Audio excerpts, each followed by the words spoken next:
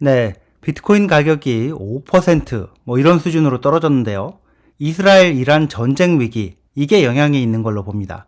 네, 전쟁 같은 위기가 발생할 것 같은 이런 불안한 상황이 되면 네, 주식은 물론 비트코인 가격도 떨어지죠.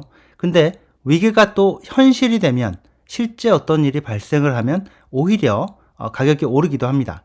비트코인 가격이 갑자기 떨어진 이유 여러 가지가 있겠지만 저는 전쟁 위기가 가장 큰 이유가 아닐까 이렇게 보는데요. 자, 앞으로 전망까지 포함해서 그 얘기를 해보겠습니다. 네, 안녕하세요, 황 작가입니다. 네, 투자 어드바이스가 아니라는 점 먼저 말씀드리고 시작을 하겠습니다.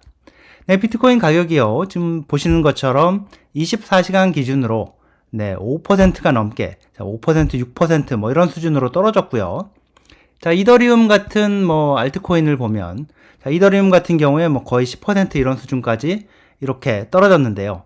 가장 큰 원인은 역시 지정학적 위기로 봐야 할 것 같습니다. 지정학적 위기라는 게 딴 게 아니고 네, 이스라엘 이란 전쟁, 자, 그 가능성 때문인데요. 이 이스라엘이요, 지난 1일 시리아 주재 이란 영사관을 폭격을 해가지고 자, 이란군의 고위 간부 포함해가지고 7명이 사망하는 사건이 발생을 했는데, 네, 이란이 곧 보복 공격을 할 걸로 보인다, 이렇게 바이든이 발표를 했습니다. 바이든이 오늘 그렇게 기자회견을 하고 발표를 했는데, 자, 이란이 곧 이제 공격을 한다고 하니까 전쟁 가능성이 커지고 있다 보니까 비트코인 가격이 훅 떨어진 가장 큰 이유, 자, 이런 불안감 때문인 걸로 보입니다. 이스라엘은요, 작년 10월 이후에 시리아에 계속해서 이 미사일 공격을 해왔거든요. 자, 이번에 시리아 주재 이란 영사관에다 폭격을 했습니다. 왜 시리아를 폭격하는가? 자, 알자지라의 보도를 보면 이렇게 설명을 합니다.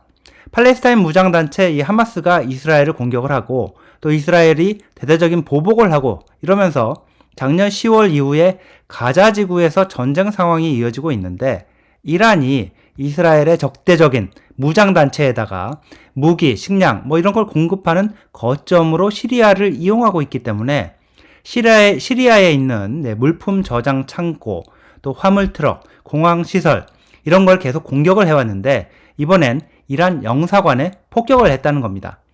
이란은요, 이 천배 만배 이렇게 자, 이란은 보복을 하겠다고 공언을 해왔는데, 자, 이스라엘은 만약에 이란이 우리를 강하게 우리한테 보복을 한다, 자, 그럴 경우에는 정말 가만히 있지 않고 천배 만배로 공격을 하겠다, 이렇게 또 경고를 해왔고요.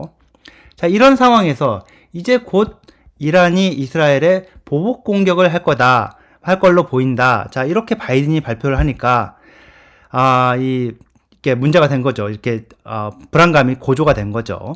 바이든이 또 그러면서 뭐라고 했냐면, 우리 미국은 이스라엘 방어를 지원할 것이고 이란은 보복에 성공하지 못할 것이다. 자, 보복 공격하지 마라, 이렇게 얘기를 했습니다.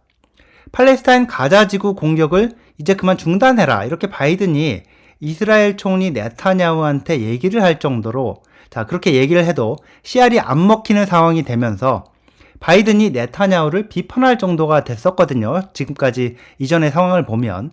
그럼에도 불구하고 자, 이번에는 우리는 이스라엘을 방어하겠다, 확실하게 또 편을 들어줬습니다.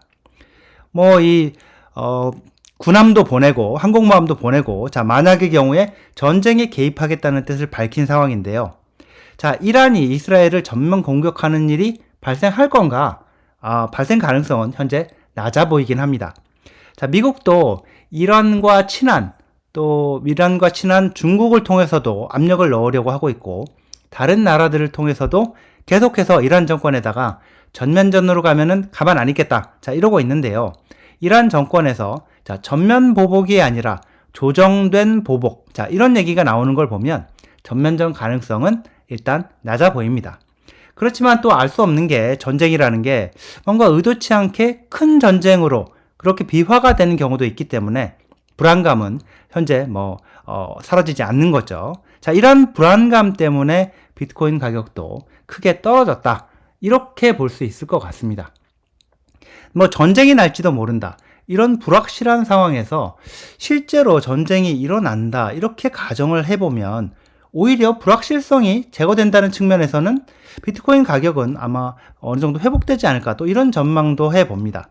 오늘 뭐 이 변수가 어느 정도 약발이 있을지도 사실 좀 봐야 되겠고요. 근데 자, 러시아가 우크라이나를 공격을 해서 전쟁이 났을 때, 자, 우크라이나에서 폴란드 같은 이웃 나라로 피난을 갔죠. 그때 피난 가는 사람들이 이 갖고 있는 돈을 비트코인으로 바꿔서 갖고 가서 생활비로 썼다. 자, 이런 기사가 나왔었죠. 전쟁이 나서는 안 되겠지만, 자, 전쟁 같은 위기가 되면, 위기 상황이 되면 비트코인의 가치는 더욱 높아진다. 저는 그렇게 보는데요. 긴급한 상황에, 자, 피난을 가면서 금이나 달러 현금을 과연 얼마나 들고 비행기를 타고, 다른 나라로 갈 수가 있을까요? 뭐, 또 긴급 상황이라서, 이 신용카드를 쓰기 어려운 상황이 될 수도 있는 거고요. 자, 이스라엘, 이란 전쟁 가능성 때문에 이 지정학적 위기 때문에 이 코인 시장, 주식 시장 다 하락을 했는데요. 자, 전면전이 발생하지 않아서 위기가 해소됐으면 좋겠는데 어떤 식으로든 일단 불확실성이 사라지게 되면 자, 다시 시장은 또 정상화가 되지 않을까. 저는 또 그렇게 보고 있습니다. 네, 여기까지입니다. 시청해 주셔서 감사합니다.